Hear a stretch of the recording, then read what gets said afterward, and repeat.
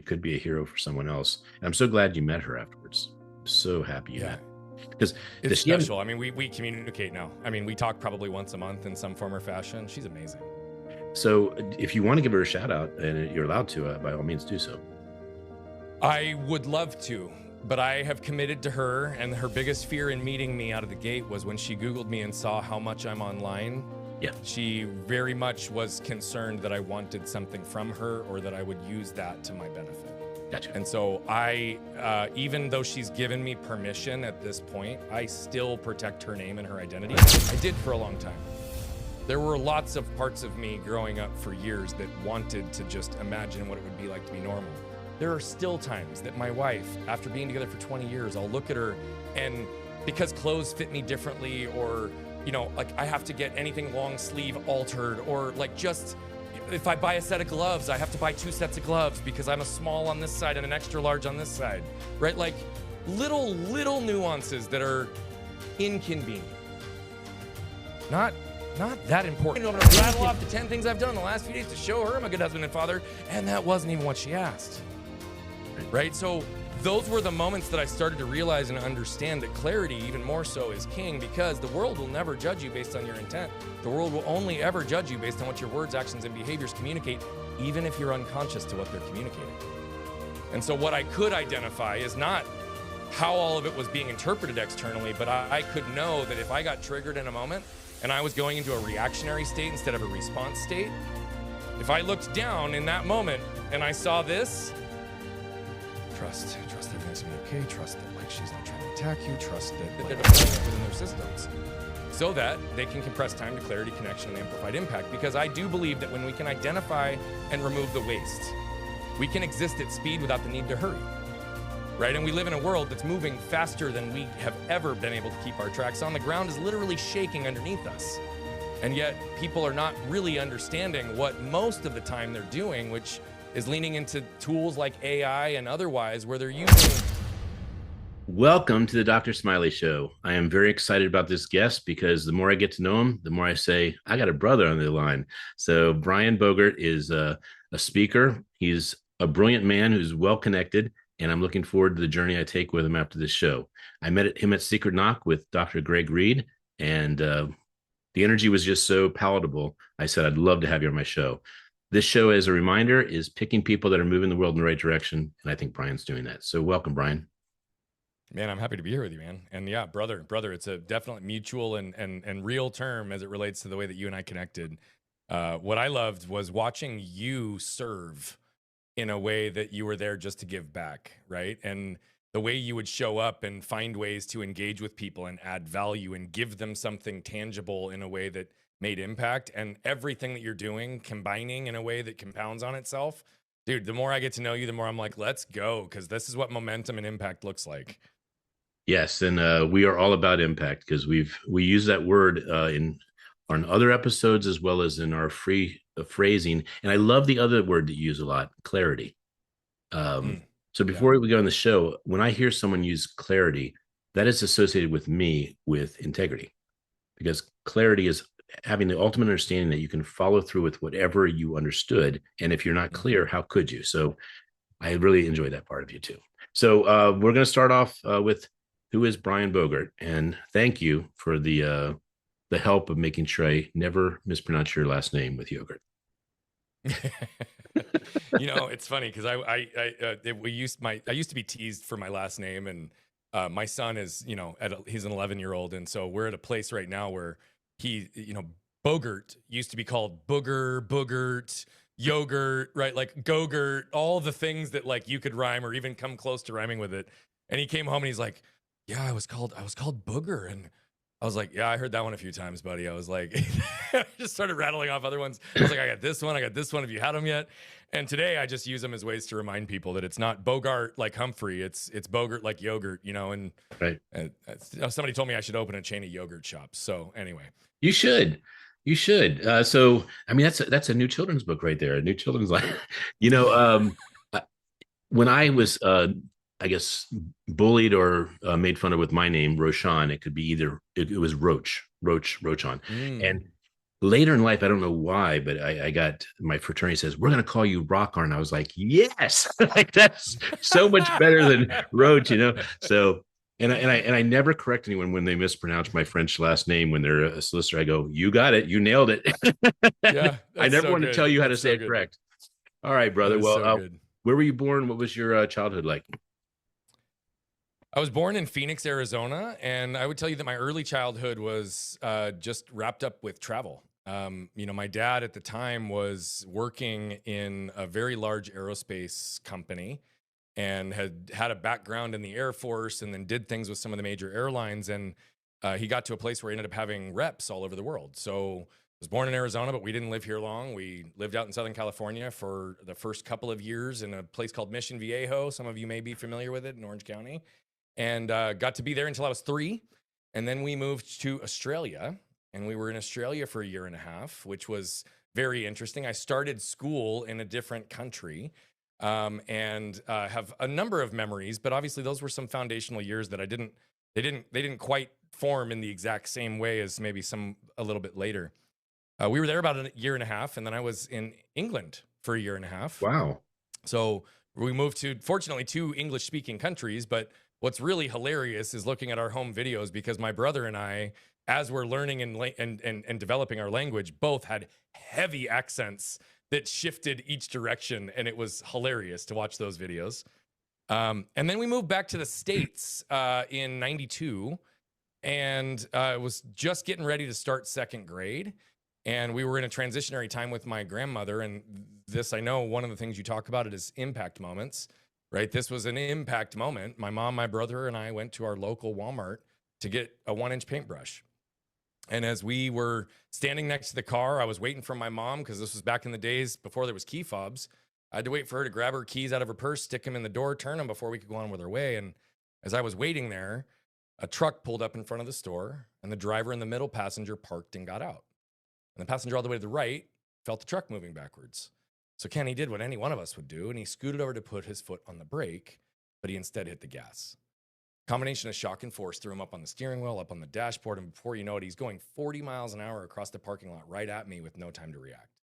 He goes up and over the median, goes up and over the tree in the median, hits our car, knocks me over, runs over me diagonally, tearing my spleen, leaving a tire track scar on my stomach, and then continuing on to sever my left arm from my body. Mm. This was August 10th, 1992. My brother was 14 months older, and I told you we'd moved around the world at this point. We were best friends because we needed to be, not just because we were brothers, but we were built-in friendship everywhere we went. And now his lifelong playmate, he's watching on the floor, and the next thing my mom hears is his voice saying, "Mom, Brian's arm is over there." And as she glances up to see where he's pointing, she sees a string of muscle cooking like hamburger on the asphalt. Now, I will close this portion of the story, and then we can decide where else we want to go. But I always pause, because other than my mother, there was a woman there that day that's responsible for me being alive today. There was a nurse that saw the literal life and limb scenario in front of her, and she stopped immediately to come over and stop the bleeding on the main wound and instruct some innocent bystanders inside to grab a cooler and fill it with ice to get my detached limb on ice within minutes, both of which gave me a fighting chance to not only be here with you today, but be here with you today with more than a cleaned up stump. And the reason I paused to say this is I've said for years that I was forever indebted to this woman. I met her for the very first time on the 30th anniversary of the accident. And that point became even more powerful, because I asked her, why did you do it? Why did you do it? Like, what was the experience like for you? And started to unpack portions of her story. But not only did she not hesitate, she didn't even think about it, but I did learn that she had a friend with her that day. It was also a nurse that had all the same sets of skills, who chose to turn her head and go on with her way.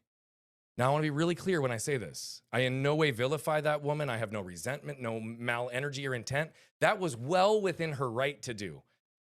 Nothing, no negative energy. But why do I highlight that? Because the contrast of making a choice to go into a difficult situation and the impact or the chance to save someone's life or have a ripple effect to impact in the lives of others, really, for me, ingrained early on the power of a choice in a single moment.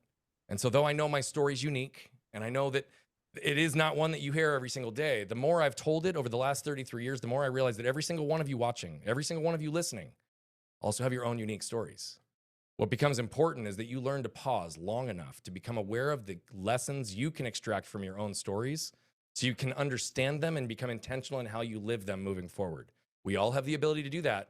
We also all have the ability to tap into the collective wisdom of other people's stories to shorten our own curve to learning. And if you're following our good friend Ken, Dr. Smiley here, I know that you're getting tons of collective wisdom to tap into. So the question becomes, what are you doing with it? And where are you taking action to move yourself forward? There are so many directions, as you said, when you said, I'm going to stop and give pause so we can find out what direction we're going. The first direction I think I'd go is with Gandhi. Gandhi saying, be the change you want to see in the world, but you are the power of one. And we don't ever understand the power we have until we step into it.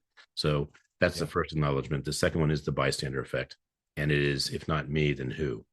And if you don't ask that question, you're missing the point that we could be a hero for someone else. And I'm so glad you met her afterwards. I'm so happy you met. Because it's special. I mean, we communicate now. I mean, we talk probably once a month in some form or fashion. She's amazing.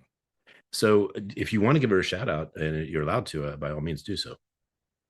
I would love to, but I have committed to her, and her biggest fear in meeting me out of the gate was when she Googled me and saw how much I'm online. Yeah. She very much was concerned that I wanted something from her or that I would use that to my benefit. Gotcha. And so I, even though she's given me permission at this point, I still protect her name and her identity. But what I do want to highlight, and I will say this because I think it does matter. She told me when I met her how grateful she was for me. And I was blown away by that because she saved my life.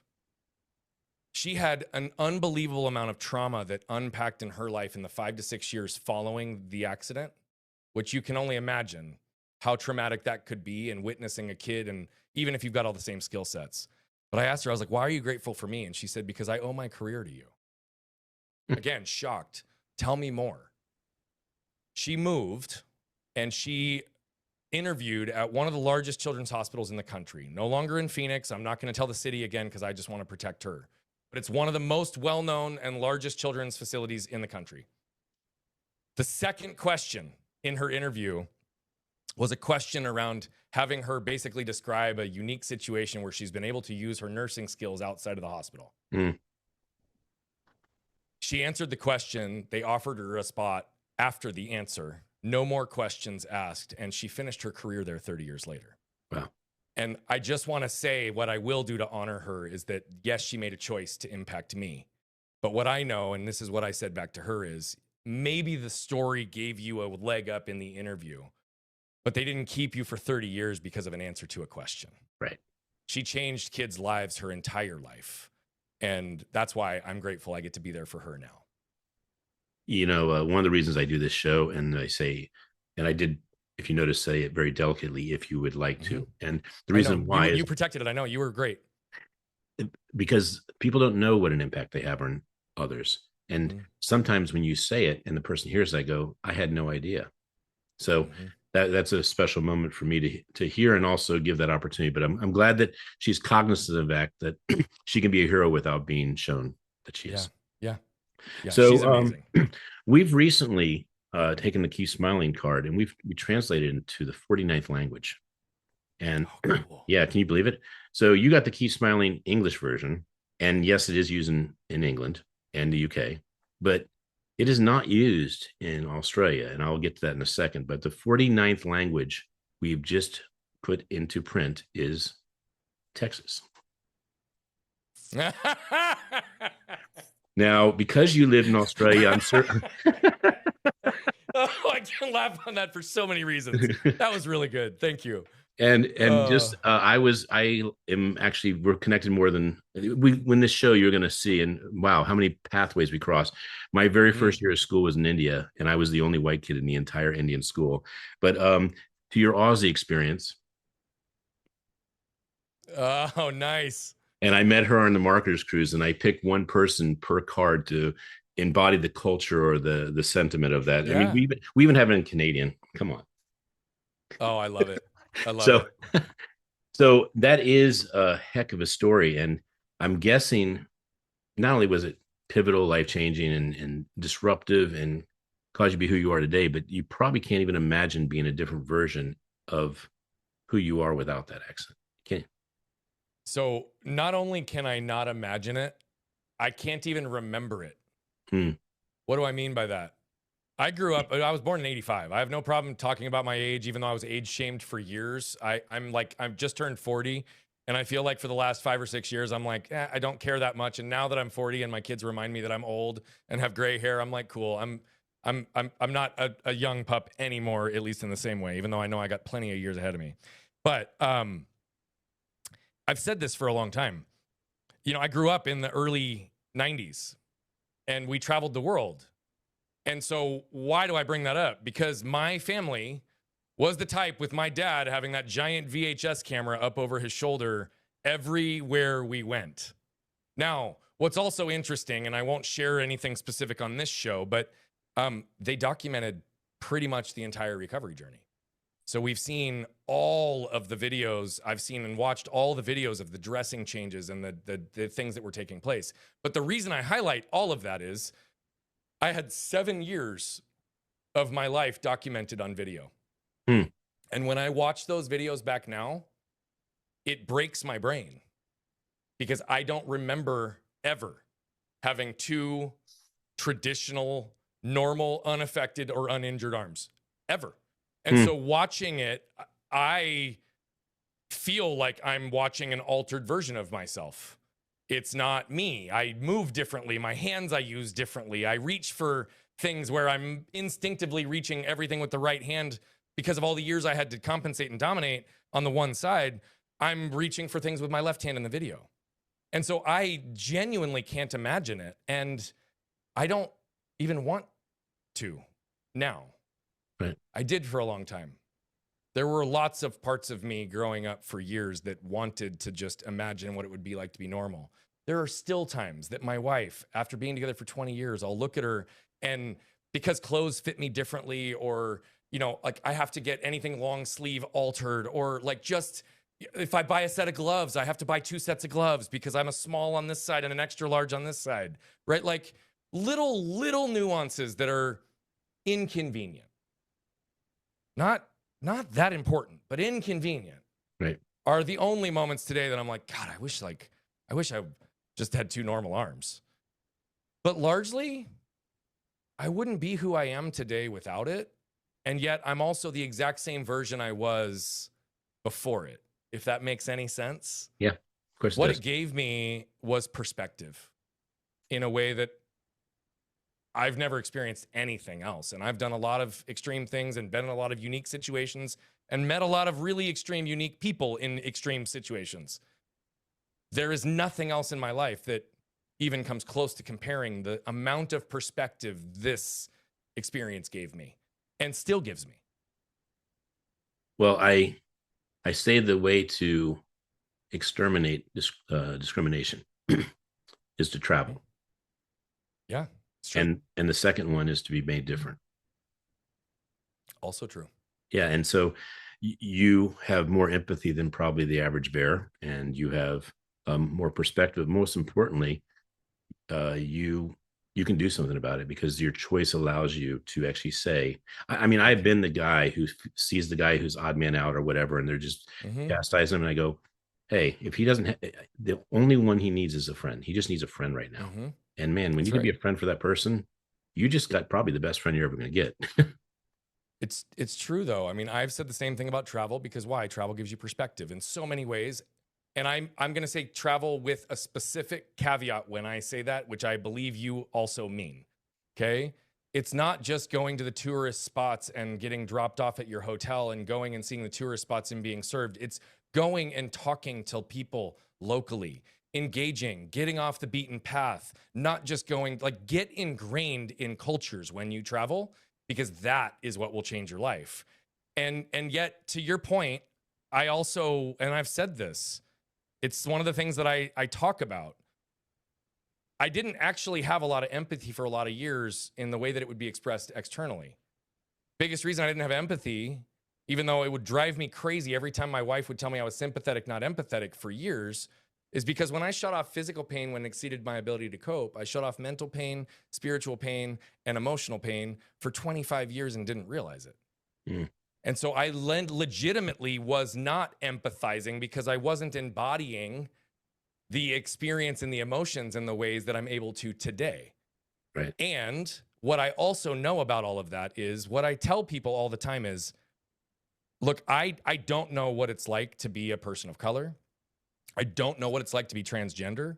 I don't know what it's like to be any of the LGBTQ categories. I don't know what it's like in so many categories for so many people. But what I do know is I know what it's like to be the only one in every room I walk into. Hmm. I know what it's like to be the only one in every room I walk into. And yet I also recognize the privilege and the gift that I have, which is that I can also blend in almost every room I walk into. If I want to, if I put intention into it. And frankly, I'll be speaking on stage despite 4 inches difference in my arm, totally different sizes in my arms, and people will still stutter and not recognize or realize that it's me until I do the reveal moment. Because they're like, I didn't even notice your arm. I've been watching you for all this time and I didn't even notice your arm. How is that possible? I don't know how that's possible. It's not the energy that I'm projecting because I don't live and exist in that victim protectionary, nor do I try to hide it. But it gives me power. Where does that power come from? What I mean by that is, again, I know what it's like to be the only one in every room, which means I can typically meet people where they are. And I can also use the platforms and the privileges that I have been given to be able to blend in, to use that voice to speak for many who've identified as being the only one in the room. That's fantastic. I saw when you lifted your arm that had been severed, there's a tattoo. What does that say? It says, trust, surrender, breathe. It's the only tattoo at the moment that I'm ever planning to put on the left arm. Biggest reason that I say that is that I like to say that the scars were the stories that were chosen for me, but the tattoos were the stories I chose for myself. And in this case, I didn't want the contrast of a bunch of ink on this side. But why did I put this here? It was the only available real estate when I needed to save my marriage. And I'm very dense and I need sometimes things to ground me. And so even to the point of clarity that you were discussing, this was a point of clarity on my arm. Why? Because my wife used to say something like this: hey, honey, what do you want to do with the kids this weekend? But my shame and my anger filter that were caused largely by a lot of the armor that I learned to carry to protect myself from this whole experience also disconnected me from myself for so many years that what would I hear? Hey, honey, you've not done enough to be a good husband and father here recently, so what are you going to do to make up for it this weekend? Well, of course I'm going to react to that because I'm a great husband and father. I told you I've said that for 20 years, right? So what am I going to do? I'm going to rattle off the 10 things I've done in the last few days to show her I'm a good husband and father, and that wasn't even what she asked. Right? So those were the moments that I started to realize and understand that clarity, even more so, is king, because the world will never judge you based on your intent. The world will only ever judge you based on what your words, actions, and behaviors communicate, even if you're unconscious to what they're communicating. And so what I could identify is not how all of it was being interpreted externally, but I could know that if I got triggered in a moment and I was going into a reactionary state instead of a response state, if I looked down in that moment and I saw this, trust that everything's gonna be okay. Trust that like she's not trying to attack you. Trust that I'm gonna get through this. Surrender that the universe has a greater flow than I understand. Surrender to the fact that, again, I'm reacting and protecting something that I don't realize, and breathe. Then I could say, hey babe, I just got triggered by what you said, which tells me I probably didn't hear you correctly. Could you say it one more time? And I'll try to listen with a more neutral lens. And if I can't, maybe can we pause this and revisit it later? Because I don't want to react and create any damage right now. These 3 words saved my marriage. And that's why they're on my left arm. And they would save anybody's relationship, period. Any capacity of relationship too, by the way. Yes, I'm Trust, clear. surrender, breathe would fix every relationship, intimate, romantic, or otherwise. Oh, I'm clear. I have a quote that I wrote to create the perfect partnership, regardless of whether it was a business one or not. And it is: the perfect partnership is when 2 or more people agree in writing or verbally to compete to unconditionally give more than the other. Yeah. And yours is so concise. And I wanted to say, the reason, I mean, first of all, I saw it, but you reminded me of one of my heroes, Scott Stratham. He is a marketing genius. He's written a book called Unmarketing, and he has 3 words on his forearm. And I said, 1, what is there that he gets to see all the time, but it is the most powerful place to do a tattoo because you cannot not see it. You will see it all the Yeah. time. And he Yeah. had a Gandhi quote, "My life is my message," and it was all typed on his arm. Oh, I love that. And I so love that. when I saw what you had, I said he has something that has changed his Yeah. life, not something Yeah. that was from his previous life, but something that changed his life.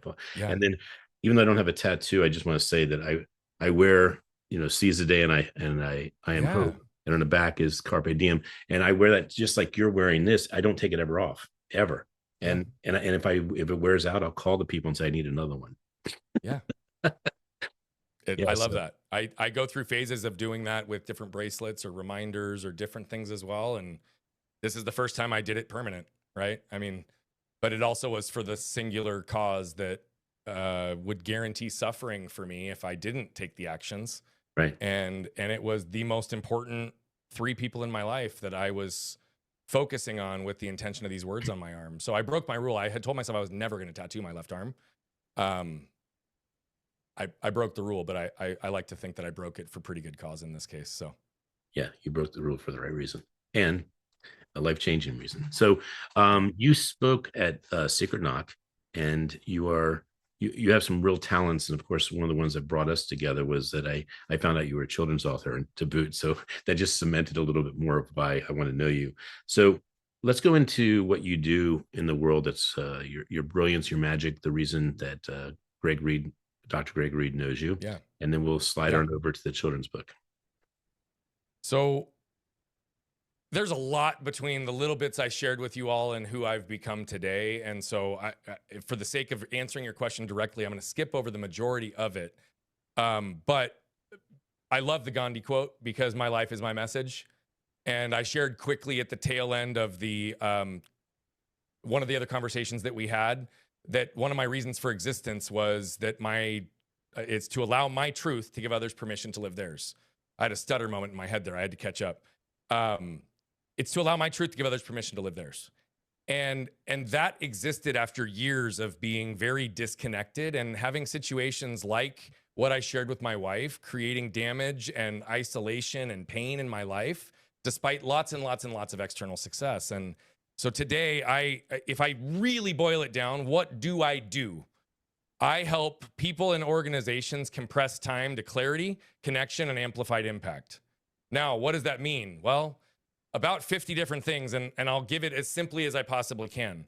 Why about 50 different things? Because I am a man of many different interests and a man of many different talents that I've learned to develop. And I don't say that with ego. I say that with just understanding and ownership for who I am and how I operate at this point.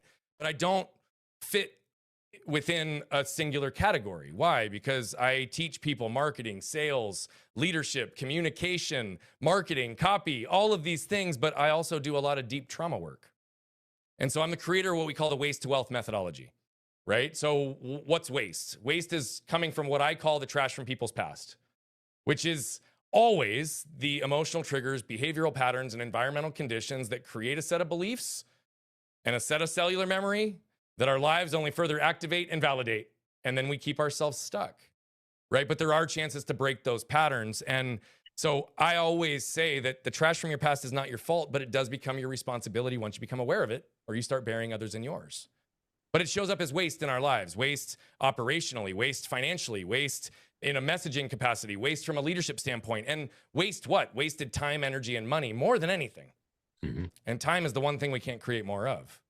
And so what I help people do and organizations do is to identify and remove the waste they don't even know exists within, whether it's within themselves individually, within their leadership team, or within the way that they're deploying it within their systems, so that they can compress time to clarity, connection, and amplified impact. Because I do believe that when we can identify and remove the waste, we can exist at speed without the need to hurry, right? And we live in a world that's moving faster than we have ever been able to keep our tracks on. The ground is literally shaking underneath us. And yet people are not really understanding what most of the time they're doing, which is leaning into tools like AI and otherwise, where they're using things for speed and efficiency, but all it means is they're actually creating more noise and they're just going faster in the wrong direction. And so at the end of the day, why is clarity king for me? Because clarity is the gap between the world never being able to judge you based on your intent and only being able to judge you based on what your words, actions, and behaviors communicate. And so creating congruence and alignment in who you are and how you show up unilaterally across platforms, in person, digitally, with consistency, even in your brand and your message, right? Whether you're selling a product or you are the product, it doesn't matter. Because why? People trust congruence. They trust clarity. They connect with congruence. They connect with clarity. You can put all the strategy and tactics you want, but if clarity and congruence are lacking, you're just amplifying stuff and creating more noise in a world when there's already too many people talking and not enough with something to actually say. My mentor was really big on this. His name is Barry Shore. And when I would say something, he's been my mentor for 10 years. And when I said something, let's just call it 5 years ago, he would say, the 3 C's, Ken, the 3 C's. And I go, okay, Barry. And it's clear, concise, compelling. And yes. And then the Gandhi quote, which you are going to find, I'm rather fond of him, is when happiness is when what you think and what you say and what you do are in harmony. And that's consistency and congruency. And I'm totally about because that. I always say the biggest area of resistance and interference are between a lack of congruence between our thoughts and our emotions, our intellectual narratives and our emotional narratives, or between what our intent is and what our words, actions, and behaviors actually communicate out into the world. Right? Like the lack of congruence in those areas creates almost all the interference and resistance that any one of us experience with ourselves and with each other. And if we can get clear and close those gaps, we live a lot more free and with a lot more ease. So the word that I was first really brought to embrace was the word amplify, because I was a DJ. And when you have an amplifier and you buy top of the line, there is little to no distortion, which is true amplification. And it's my license plate. It says amplify. And it's because... Are you serious? Yeah, I'm serious. And not only is amplifier on my license plate, it's been on my previous couple cars, but on the back not to prove, but to keep the congruency there. You saw this card on the back of all 4 million cards is we amplify goodness. Oh, I love it. And and what's cool is when I hand this to you, I get to see it every time, just like your arm. Yeah. Reminding yourself. Totally. So, and then the other thing I wanted to tell you, share with you based on what you said was impact. We've embraced that word too, Brian. And when you embrace that word, you are stepping the fact of massive integrity. Both words are actually pretty intimidating if you think about it. I would go to people and say, hey, you have a business, I can amplify it, but is your house in order? And they said, what do you mean by that? I said, when I amplify, I'm accelerating the world knowing about you. And if it's not in order, you're going to go out of business faster. It'll fall apart. Yeah, totally. So it's very interesting about the word consistency and integrity and congruency. And if you really study it, it's all math. And the math needs to add up. And when it adds up, it is that number you actually want to be, which is whatever the number is. And so I always thought about, hey, if we're really the best, for instance, DJ company, and there are 3 variables, and the variable of service is 1, then it has to be a 10 every single time, or whatever the factor of height is. And if we're not going to use the best equipment, we're already impacting the service or the experience. So we multiply the 3 things across. And if we hit 1,000, believe it or not, the average DJ company was hitting, from what we could do by looking at their performance, was, believe it or not, around a 300. And let me share what I mean by that. And I want you to expand on this, because your brilliance is a dance that we're doing in this conversation. So you're causing me to say this, which I'm hoping is going to lead you into the next part. So I'm just absorbing right now. I'm listening to you because I want to know where we're going. This is cool. Okay. So the variable of a DJ is a 10. The variable of music is a 10, up to 10, I should say. And the variable of music is up to 10. So if you have the best music, you have the best equipment, you have the best DJ, straight across, you'll get 1,000 score, which in baseball would be an amazing, I mean, no one's even come really close to that, of course. So if a DJ is good, they might score an 8 on being a good DJ. There's no complaint. They're good. They got an 8. Their equipment, they didn't want to spend the top dollar. They went down a couple shelves lower and they got something that's good enough. Good. They got an 8. Okay. And their music, they stole the music. They didn't want to buy it all. They just really wanted, and they were a little bit lazy about listening to it and really becoming an expert. So they have an 8 there. 8s across, it's only 2 numbers lower, yields you a 512. 8 times, 8 times. And the reason I'm sharing this with you is I'm seeing in your conversation the brilliance of going deep and how congruent are you being, not just in what you say, but can you back it up that the world would Yeah. say that is true. That is so true. And by the way, your conversion and abundance would be through the roof if you could actually get them to equal. It's the truth. That's what's really interesting about the compounding components of the way these things work, right? I mean, the 10, 10, 10, it's literally 10 to the multiple of 3, which is why it compounds that way. Mm-hmm. But like the numbers get really big really quick. And yet it's something that is a lesson that I used to teach that I want to say might have been inspired originally, or maybe my original source, from Tony Robbins. Mm. And it was like the 1 degree difference. Yes. And so what's interesting is if you even look at what you just said, they have studied faces, and symmetry and congruence across both sides of the face is traditionally what will lead towards the highest degree of attractiveness as we choose to rate it, right? But if your eyebrow is off by like 1 millimeter, right? 1 millimeter, one direction or another, or one eye is off from the ideal location of center, 1 millimeter or another, you could be in the bottom 10% of attractiveness. 1 millimeter difference. Right. Right? Anybody who plays golf, this is a great example, right? If you hit the golf ball flush, it's going to go straight. Call that 0 degrees. If you hit it 1 degree difference and it's 100 yards, well, you're going to be 10 yards in the wrong direction. If it's 300 yards, you're multiplied by that, right? And this is what people don't understand about like the rule of 72. The rule of 72, which is the old investing rule, which is, right, the percentage is X number of years before that amount doubles. Mm-hmm. And you can see very quickly how skewed that can start to become, right? If you look at the billion life impact that I've stated, and I haven't done the math on this in a minute, and I'm trying to do this in my head. So I'm going to also give a caution. If I'm off, correct me, because I don't have any pride of ownership in this. But if I want to get to 1 billion lives, it could sound really, really overwhelming. But I'm pretty sure that 1 billion lives is if I empowered 1,000 people to empower 1,000 people to empower 1,000 people, it's 1,000 to the third, just to the point of what you just did. It's 1 billion, right? It's not that unheard of to think that I could move 1,000 people in my life. But if I could move 10,000 people to move 1,000 people to move 1,000 people, right? The number is even that much more dramatic. And that's why anything that lacks depth doesn't interest me. Because it's like the old iceberg analogy, even in what you're discussing, right? Or the whole Titanic story. 80% of it's below the water. By the way, with human beings, I would suggest that on the average day, you're looking at 90 to 95% of each individual is hidden behind that invisible armor that they're carrying. From the trash from their past, from the waste, from the armor that they're using to protect themselves. So you're only getting a fraction of who that person is. No wonder nobody knows who to trust anymore.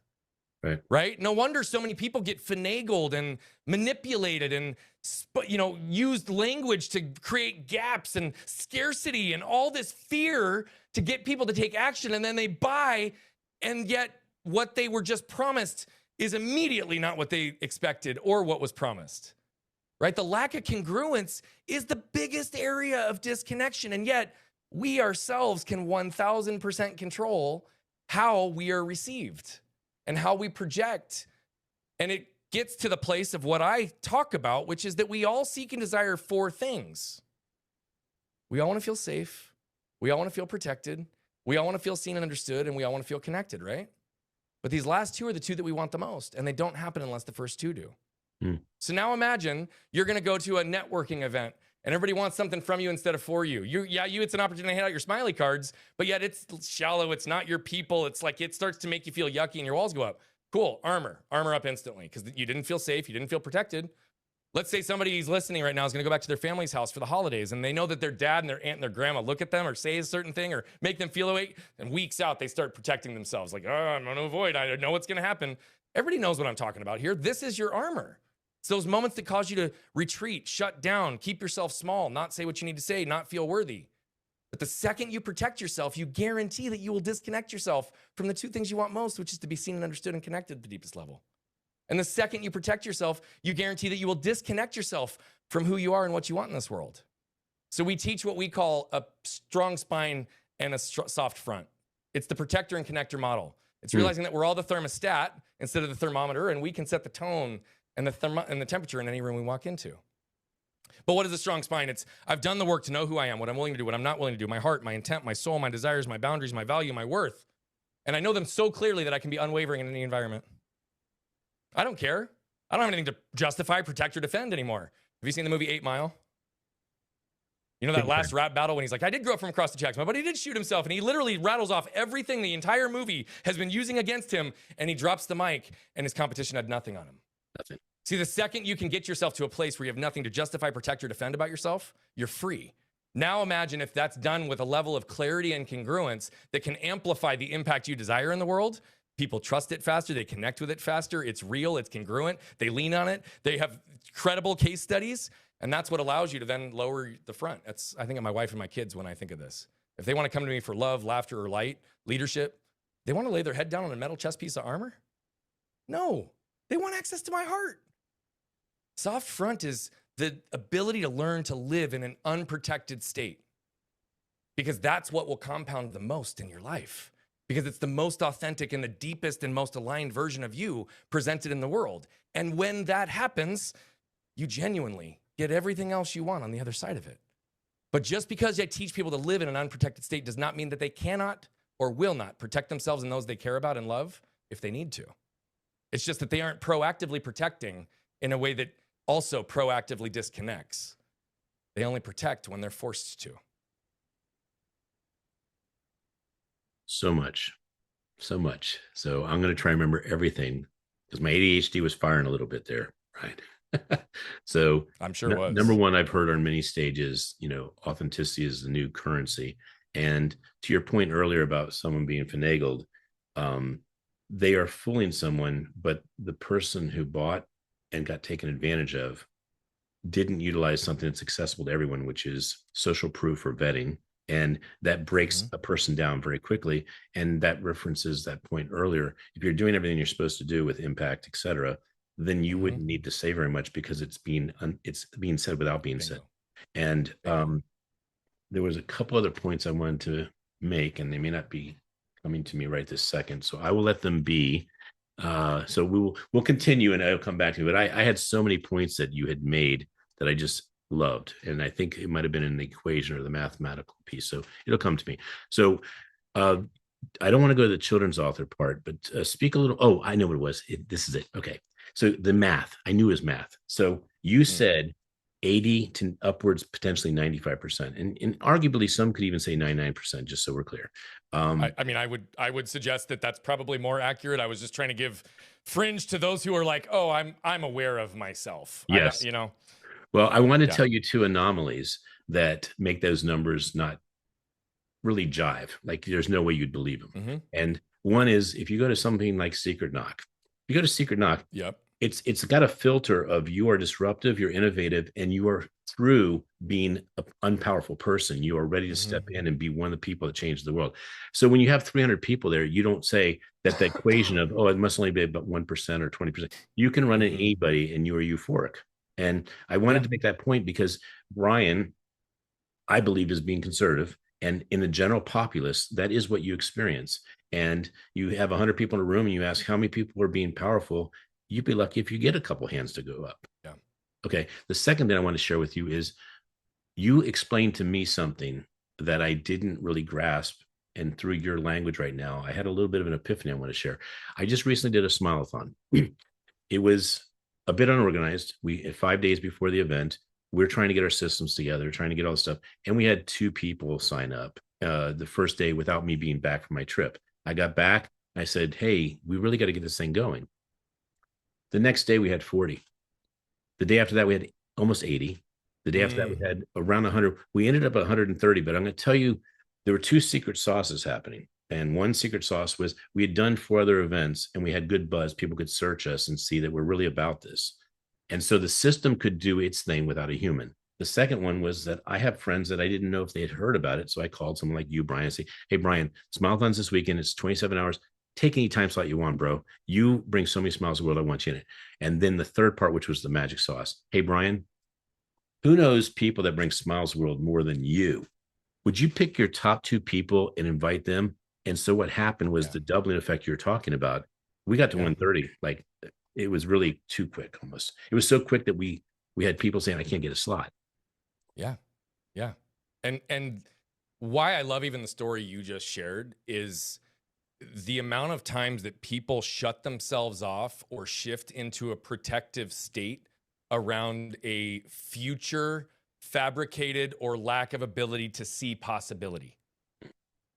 Right? Like the biggest limitation for most people is they don't believe something until they either see it. But most people, even if they see something, don't believe it until they experience it. Right. And then because of our conditioning and our trash, many people, even after they've experienced it, still doubt that it's real. But yet, we see these things everywhere. And what I love about math is math and patterns are very aligned. I see the world very much in patterns. I see people in patterns. I see businesses in patterns. And that doesn't mean that I don't see the anomalies outside of the patterns. But yet, just like universal truths, just like the way that we've studied societies and culture and religion, like humanity and this world, this planet and Earth repeats itself. We repeat the same patterns. So the question becomes, are you going to literally repeat the same pattern, or are you going to level up? Are you going to bring others along with you? Are you going to become a multiplier or a force multiplier? Or are you going to just plop yourself there and allow yourself to be? Right? Like the truth of the matter is we can all truly grow faster together. But that's why I say collective impact. Because those billion lives are not going to be because of Brian Bogert. Even if I created the ripple effect that did the billion, 99% of them will never know my name, and 99.9% will never pay me $1. Right? But it also is true that even if I am the force behind it, I can't do it alone. Mm-hmm. And I don't want to. Right. It's more fun with heart-centered people. You know, I was thinking about a point because of a conversation my son had about whether he's going to go to college and, you know, the value of college, the debt. I mean, he's a 12-year-old. He's written 14 books. So he thinks almost like an adult, like he manages numbers. And I won't go into that conversation, but I will say he said something that really blew me away. I said, well, you could get a full ride, Kenny. You're already getting straight A's. And he says, yeah, but that'd be impossible to get straight A's from now till senior year. And it got me to think what you just said. Would you bet on a person that's a straight A student that says it's impossible for me to get straight A's, or would you bet on a student that is getting E's and says, oh, I could get straight A's and I will do it? Like I will do it. Second, every time. Every time. I have always said that I would hire for attitude over experience 10 out of 10 times. Yep.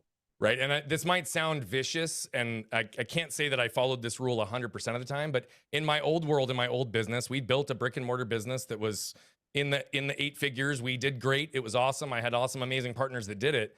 But at the time, and for a period of time in those years, one of the biggest areas that we struggled would be to find other partners that could help generate and grow the business, who could actually hunt and bring things in and help, right? Not just service and support.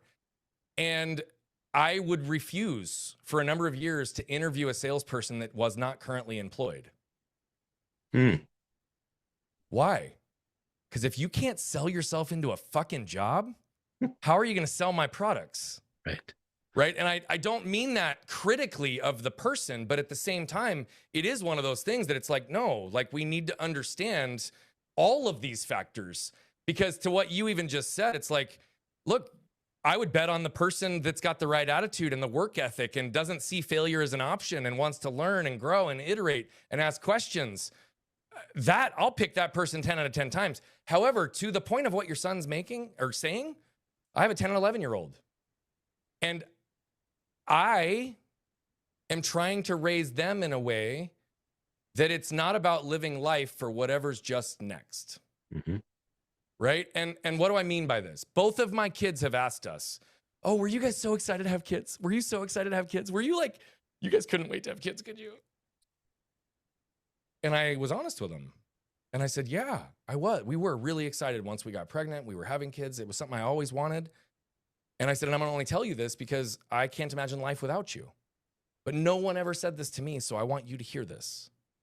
I never even viewed kids as having an option. It was just the next thing I was going to do. I never even viewed college as an option. It was just the next thing I was going to do, right? And in today's world, I'm trying to teach and elevate my kids in a way that they have options or they can find options. And going back to even what I just said before, the only time we get stuck in life, the only time we exist in waste is when we stop asking questions. Why? Because questions create options and opportunities for us.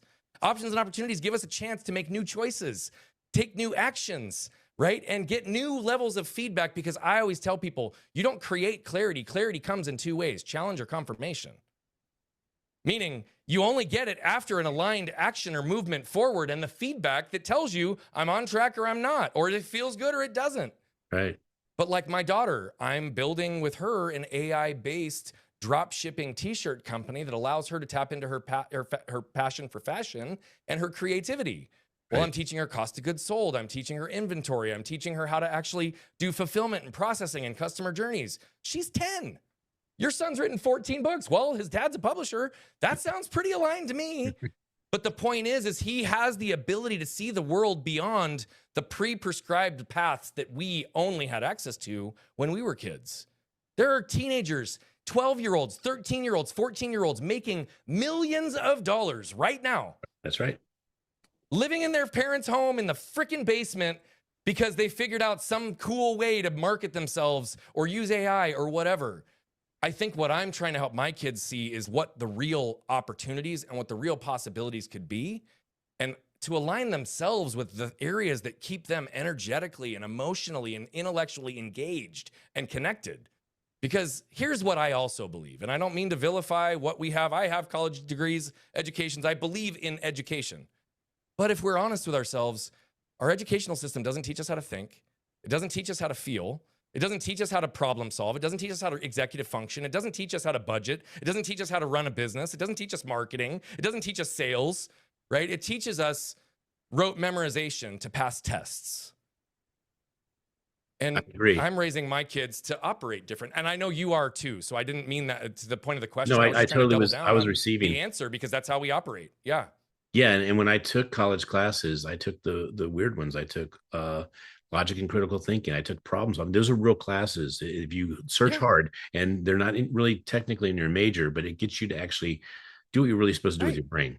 And I wanted to say a couple things about college. I have 3 points I want to make, and your conversation is so beautiful. I just can't wait for you to say, okay, what do you got to say about that? So first of all, the college education. I mean, I went to community college for probably 2 years or so to save money. Then I went to the big university, and I said, Kenny, if if you spend a couple $100,000 for college, $300,000, but it teaches you how to make millions. I mean, I think it is actually a good investment. I'm not saying that college is for everybody, but Kenny just he scores at a very high level in math. And he had the highest math in not just his grade, but in the 2 grades above.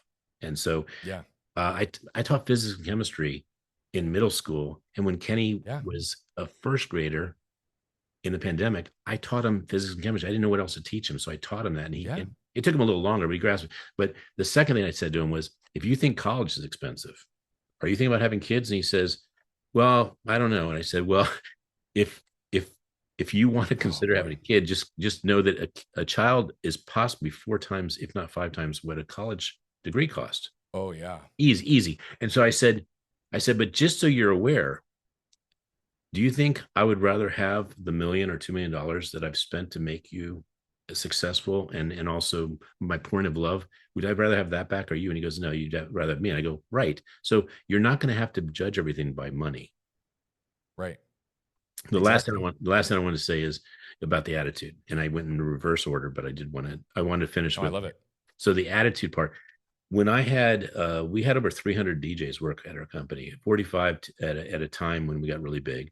And I would hire the guy that was fired up about music.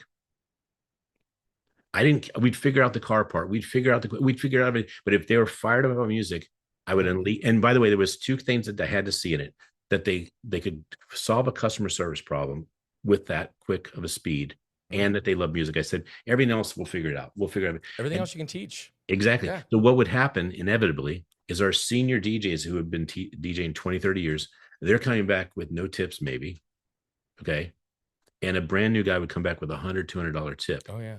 And no experience. And I said, yeah, but that's because he was so excited about working for that customer. And the customer said, thank you.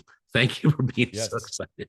Yes. Yes. And by the way, I will double down on a couple of things that you said, because I am not in any way trying to discredit college or dissuade my kids from going to college. I want it to be one of many options that they can evaluate. And I do believe that there are social components to college that are critical in many people's development. And if college is used like you're suggesting, either for yourself or for others, with laser focused intention around a very particular thing that you're looking to take from it, other than just going through it to get a fucking English major to go become a marketing person, like that's my point, is most people don't actually have the foresight or intention to align their education with their work. And here's the cool part. Even though I tell my kids this, I wouldn't trade my 4 years of college for anything, or my 2 degrees for anything. Why? Because mine is in business and psychology. Oh, what weird. What do I do today? Pretty much business and psychology. And that I didn't know 20 years ago, but yet it was perfectly aligned, as well as the social component. So I do want to say all of what you just suggested. Here's the kicker though. You said something about experience. And on the same topic, I sometimes would rather have fresh blood that has no experience and no perspective over a 20 or 30 year veteran in a specific niche. Because just like everything else, I can train and teach anything, but unwinding and untraining is 10 times the amount of work. And I like people that, here's the truth. I like people who are malleable. And I don't mean malleable in that I want them to change who they are to adapt to me.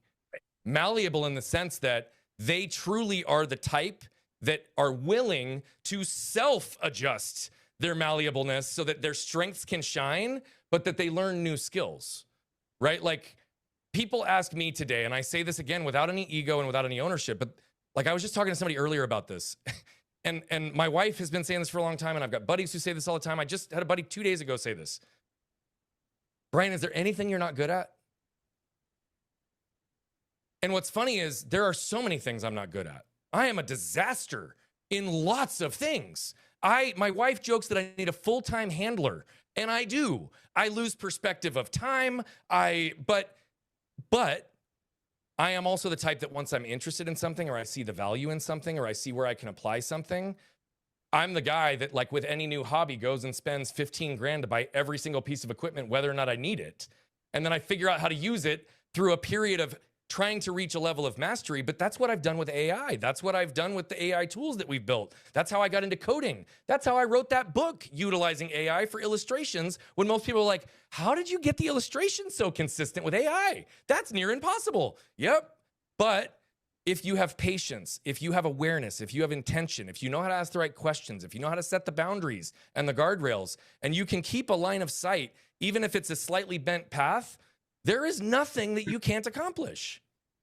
And so that to me is like, I want somebody who's eager to learn, eager to jump in, is a self-starter, is willing to take on new things, even if it's completely outside of their comfort zone. Because guess what? That's how we learn. That's how we grow. And that's how we can become better, more diverse, more valuable versions of ourselves. And I'm not talking value as it relates to self-worth. I'm talking value as it relates to the impact we can make in the world because of our self-worth and the skill sets we can deliver through it. Malleable. My gosh, that is the word of that particular conversation. Because when I would hire people, if I heard that they worked at another DJ company and they said something to the effect of, I'm looking for more gigs, I knew if the other company wasn't giving them gigs, there was a good reason. And so that was the kiss of death. If you said that in an interview, I'd say, let me put you in our Rolodex. Yeah. The worst. Yeah. That's and the worst probably expression. Happy to be there too. Yeah, that's the worst. Oh, cool. I'll take whatever gigs you can give me. Oh, cool. Yeah, you're in my Rolodex. I'll call you soon. And then the person that just passionately says, I am so excited. I love this. I'll do whatever it takes to make the client happy. I'm like, do we have a person that's going to skip out this weekend? Correct. Yeah. Well, so you wear another hat, and it's a hat that I'm going to let people enjoy the episode that you did so eloquently at the Authorthon. But I have a book here, and we're not going to take a deep dive here because you were recorded in the Yep. Authorthon, and anybody can watch that. But I do want to acknowledge that I'm a big believer. Forget about my publishing hat. I'm a big believer that when you are a parent, that one of the best gifts you can give your kid is a download of your mind and your heart about how much you love them, which is a dedication page, and then something about you that they never would know that they'll always be able to keep regardless of whether you're here or not. And then the Yeah. third thing is teaching your kids that you can do this. Now you can do it. Yeah, that's right. And so when your kids do this, my son took a whole new identity, and I can't wait for your children who happen to be around the same age as my son, that when they do this, author authority, like it's just, you're just a Yeah, different level it's after true. you did it. So It's why don't true. you talk about a briefer version of what you shared on the Yeah. Authon, of maybe a couple minutes of why you did it and what the book's about. Yeah. So, I mean, one of the things I've been telling people is it was never intended. I was not planning to write or publish a book, but from idea to publication, it was 13 days. Right. And I also say that with the respect to you on the other side of me as a publisher that puts out so much brilliance in the world. But I've also been one of those people that I like to be an example for showing people what can be possible. Mhm. Right. And though that's not how this started, it is what it became. Because just to your point exactly, that's the light bulb that went off for both of my kids, which was, oh, can I write a book? Can I get published? Right. Yeah, I can help you do it now. I know how. I know the process, right? I had to learn it on the fly. But that was literally one of the things that it started it with. Was I was trying to prepare and process because we thought we were going to lose our cat after a vacation. And there was a whole string of things. Again, go watch the longer version on the Authorthon, because I did tell the story a lot differently and in more detail. But it went from just writing something to process and prepare to making it actually into somewhat of a formatted book, to realizing that to go to a printer and print a copy for my daughter or get it on Amazon in the self-published capacity, the gap in effort was about this far apart. And so I took that extra level of effort because why not? If it can help my daughter, we can probably help others as well.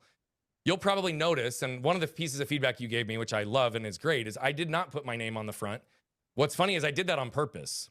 Really? And yet, I don't feel the need to justify or defend that. I didn't tell you that earlier. I did that with intention and purpose, and I won't even explain that in this moment.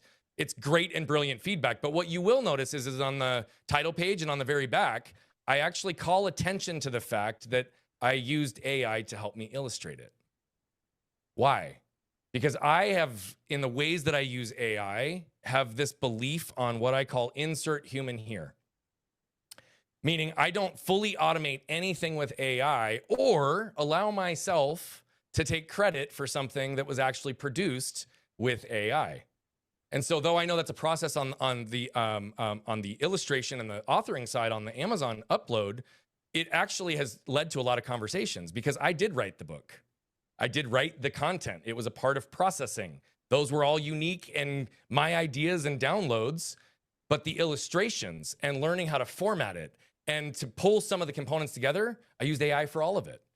And so I could have just taken complete credit and been like, oh yeah, I did all this myself. And I went into Canva and it was great. And I got it all published. But at the end of the day, I wanted to be able to show somebody that if you really want to do this and you have an idea, you can bring it into the world with little effort if you are focused and dedicated down that path.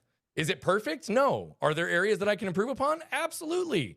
Did I already release version 2 because there was an issue with the first print? Yes. Is there a better chance to potentially align with a publisher like you to have distribution and more professional formatting? Yes.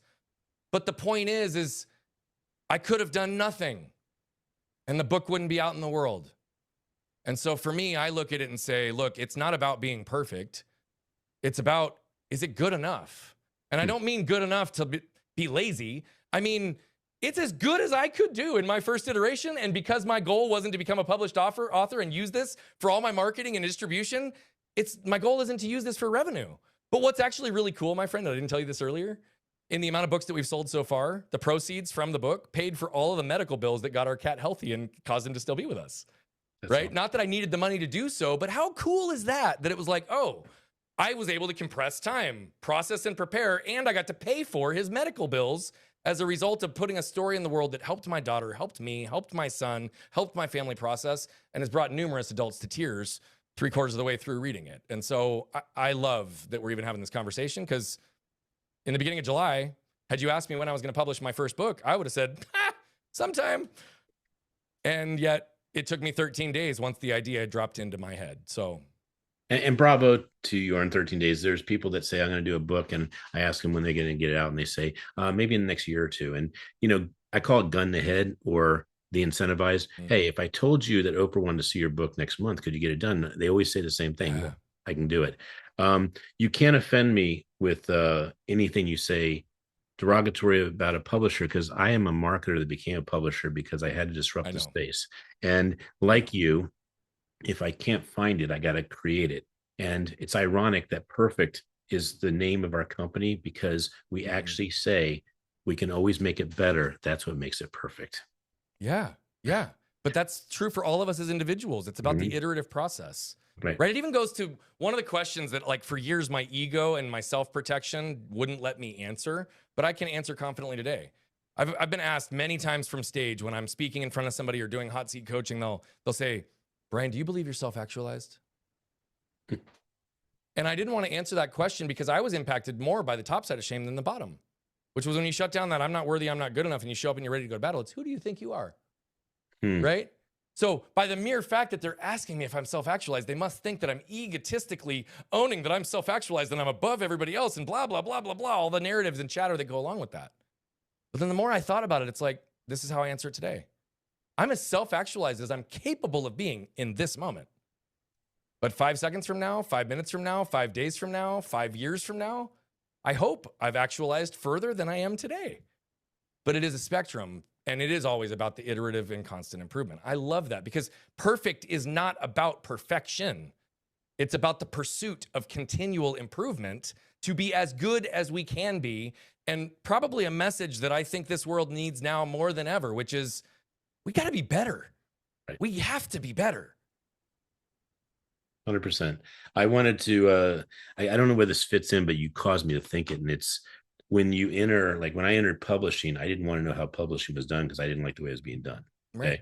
So I can imagine Elon Musk holding his ears and his eyes and saying, I don't want to know how the car industry does this. I am going to create this. Yeah. And same with all his other endeavors. What's funny to that? I have not watched other people's content in a decade. I don't watch other people's content. I don't watch other speakers unless I'm at an event and watching them speak on something specific. Right. I don't follow people. I don't listen to others on repeat outside of a particular book at a time. Why? Because if you spend enough time listening to somebody, you start adapting and adopting their language, their speaking patterns, the things that they say, how they say it, even if you don't realize it. Right? And so to that point exactly, if I'm truly going to be a voice of one, if I'm truly going to suggest that my voice and your voice and everybody else's voice is their greatest asset, then why do I want to even have a chance of sounding like someone else? Now, that does not mean that I don't study and learn from many. I've read, I don't know how many books. I've listened to multiples each week for years because I love to consume knowledge. But I do protect the influences that could shape the way I communicate, how I communicate, the words that I use, the speed, the cadence, the delivery, the sayings. Why? Because you said it earlier, and I get this all the time. It's like, Brian, you have a grasp of communication that's really fun to listen to. Awesome. You know when I really capitalized in my ability to stand out as a communicator? When I stopped listening to other people. And I started listening to the voice that was naturally coming up for me and trusting it, surrendering to it, and breathing it out. Because guess what? My only block from allowing wisdom to flow through me and for me to be the vehicle, because I don't take credit for most of what comes out of my mouth, right? It's in a state of pure surrender. Because if I was performing or trying to prove or having the right answer, then I'm trying to access knowledge. I'm not allowing wisdom to flow. And they're very fundamentally different. Beautiful. So I wanted to ask, I guess, an obscure, unpredictable question. Is there a question I haven't asked that I should or could ask that would enhance this interview before we go to rapid fire? Well, no, but I will respond to this. Should is a shame-based word. Thank you. Why? because should implies that whoever you are or whatever you're doing is not good enough. And though I know that was not your intent, what I would suggest is I guess the question that you teed up there was more an opportunity, I think, for me to communicate something of specificity. Yes. If you are unclear, ask. If you aren't getting the answers you want, ask better questions.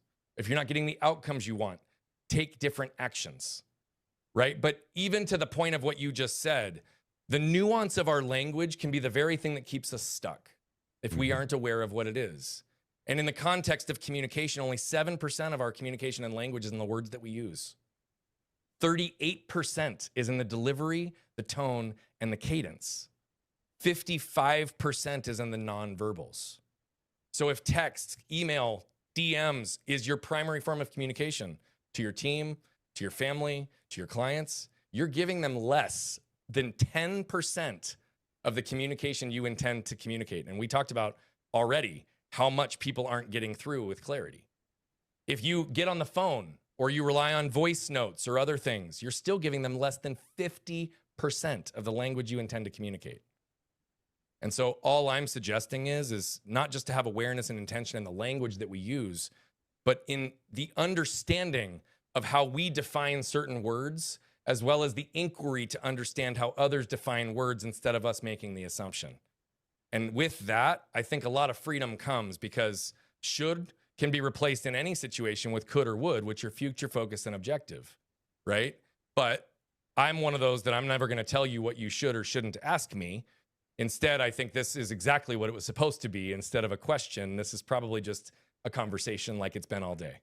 Exactly. Thank you. And there are three other ones I can think of. I'll just throw in so we can expand it, but also that it's not culminated, that it's just enhanced. Okay. So one is the use of the word busy. It is a trap word. Totally agree. Yep. The word. What do you use in replacement of that one? Productive. Okay. When people ask me, instead of saying I'm busy now, I say life is very full. Okay. Why? Because full is with intention, full is with choice. And if I don't want it to be full, I'll remove it. Right? I love that that's one of your other top words, because that's one I also focus on. Yeah. And I also, I do a comma with, if I was busy, I couldn't talk to you. Bingo. Cool. What are the other two? What are the other two words you were going to talk about?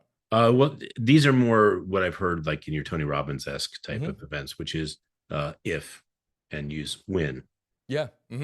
Because it allows you to access a possibility. And I loved when I heard this maybe last year. It was when someone says, are you an author, for instance, and they say no.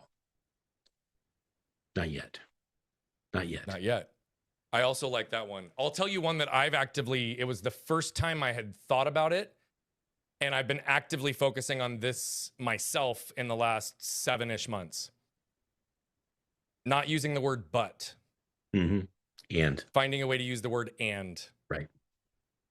Right. And this is a deeply ingrained pattern for me. I'm always about the contrary or the contrast. And so but doesn't necessarily mean all of what it can mean.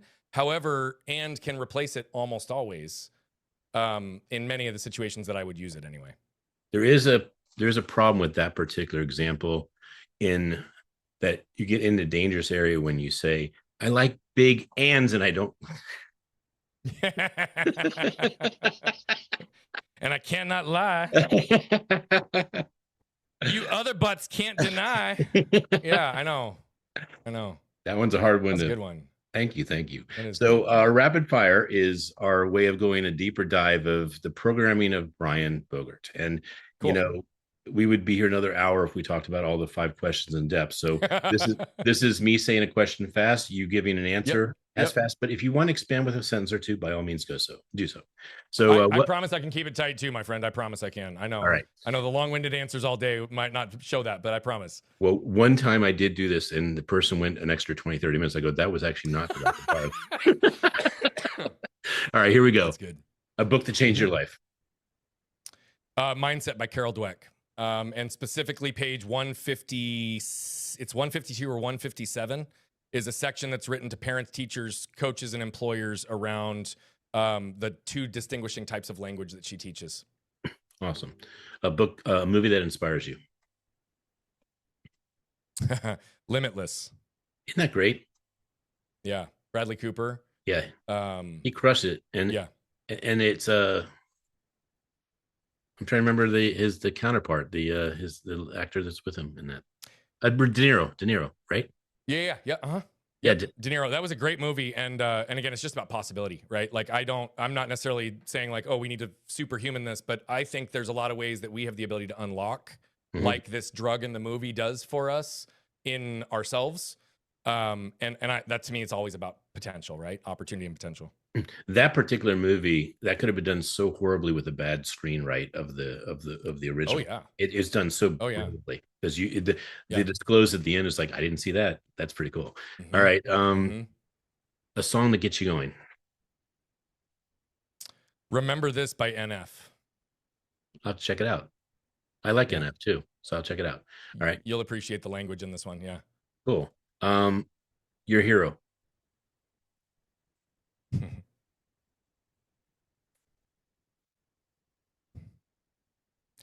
I'm pausing and I got emotional there for a second because I normally have a quick answer for this one.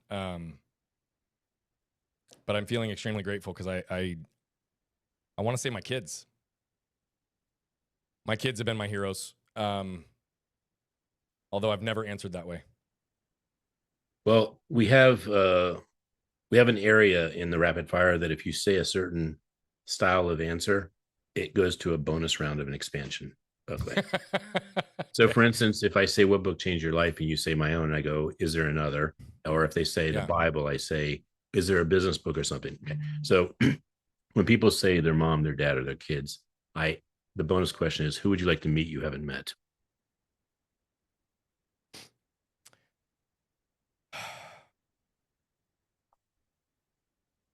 There's really only 3 people on that list. I don't get starstruck often. And I'll go not in.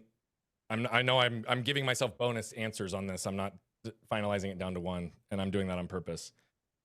Abraham Lincoln, Martin Luther King Jr., and Muhammad Ali. Beautiful. Yeah. I'm guessing that that movie was one of your, I mean, you enjoyed that movie, Lincoln? Ali, yeah. Well, all actually all. Let me see, Ali. Yeah, they all three had a movie, but Lincoln, the movie with So, dude, I've not seen that one yet. That's the only one I haven't seen. I've seen okay, all of the documentaries and different ones with Martin Luther King. I've seen the other ones. I've not seen Lincoln yet, I and I need promise to. you, I promise you, top 10 for me, and I have a huge film collection. It is one of Beautiful. it is possibly, and I would love to talk to you when you watch it, whenever that is, hopefully the next week. It is one of the best scripted movies I've ever seen in my life. And Spielberg picked, what's his name? I'm sorry, I'm forgetting his name, but he picked. I have to look it up. But you know what I'm talking about? The I'm Mohicans, so bad with actor names. last Mohicans. Okay, well, I'm going to show you who it is. Okay. So Lincoln cast, and this, if this wasn't important, I wouldn't do it, but it is Daniel Day-Lewis. Oh yeah. Okay. So Spielberg went to Daniel Day-Lewis and said, "You are Lincoln. You are why I bought this script. You are why I'm making this movie." And Daniel Day Hmm. says, "I don't know if I can pull off Lincoln." And he says, Wow. "If you will wait 1 or 2 years, if I can nail it, I'll take the part." 2 years later, he called Spielberg. Spielberg did not move with the movie, and they made the best movie I think could ever be made. It's gorgeous. I want to call out something that I actually think is really interesting in what you just said because I've never heard that story. I think many people hear it through the lens of like preparedness and discipline to get there. I actually hear that through humility and wanting to honor someone that he did not feel capable of honoring yet. Exactly. And I think it's both. And maybe that's how you were intending even communicating it, but I got chills when you said that because there was no ego. Right. Zero. And when you watch the movie, you'll know why I even felt it when I said it to you. Because And that's what Lincoln represented as far as what I know and all the things I've studied. And so to be able to embody that, it's like, I'm sure that Spielberg immediately was like, that's why you're my guy. right. Okay, I'll wait. So the script is so deep and so gorgeous. And you know, Lincoln was he was a phenomenal communicator. So they really bring that Brilliant. out. Yes. So yeah, the wisdom. I'm so excited. about this part is that I the quote that Charlie Tremendous Jones says that I've said hundreds, if not 1,000 times, is the difference between where you are today is the people you meet and the books you read. Well, The books that you read. a people can tell you a movie that will inspire you at a level that you've never been inspired. And I will tell you, I'm not exaggerating. I think this will become one of your best and favorite movies. I have no doubt that it will. Literally, whenever I watch the movies that capture Ali, that capture Muhammad, or not Muhammad, Martin Luther King. And again, what's interesting is I didn't even connect this. What I've often looked at with these men is they are ethical models and examples for me on a public stage in a way that like they have lived congruently, done right by themselves and done right by others. Like there's so many factors about the qualities that each one of these men represent, but what I'd never even thought about until you just said it, they're also all phenomenal communicators. Yes. And I didn't even connect the dots on my interest and intrigue in each one of them. And each of them, I've actually studied their communication styles and patterns, meaning I've watched a lot of film. I've watched because they are brilliant communicators and all within their own right. Like each of them is so very different, but yet they are so iconic. I made a shirt, and since you have a shirt company, this is a conversation I'd love to have with you next week about. I bought the domain Positivities. Okay. Oh, cool. And I would love to see how my son and maybe your daughter or you advise how he could do this. Well, we're in our infancy stages, so maybe there's a chance for us to do something together with that. That's so cool. Well, I made a shirt because whenever I did these big events back in the day, I would do a shirt and I'd invite 300 people and they'd all get a free shirt, so they would walk away. And the shirt I made was Game Changers, and it was a ticket to the Game Changers. And I picked 12 people that changed the world, and two of them were of the three. I picked Lincoln, cool. I picked Martin Luther King, I picked Gandhi, I picked Steve Jobs, etc. And what they all had in common was not just the communication, but that they were hated and that they were considered the crazy ones. And it goes to Steve Jobs' quote of the crazy ones are the only ones you can't ignore because they probably will change the world. So I'm so glad I asked the bonus question. Thank you for expanding on all that for me. Yeah. The bonus question wins big points today. It did. All right. The final question is, what quote do you live by? I paused again. I don't do that often. You've noticed that. It's usually right there. Can I tell a small story on this one? Of course. I promise this one will be fast.